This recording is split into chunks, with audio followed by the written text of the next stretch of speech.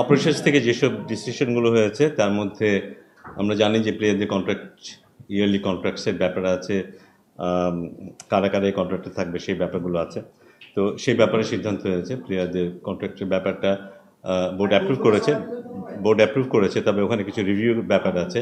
তো সে কারণেই অ্যাপ্রুভ লিস্টটা আমরা এই মুহূর্তে অ্যানাউন্স করছি না, বাট অ্যাপ্রুভাল এটা হয়ে গেছে।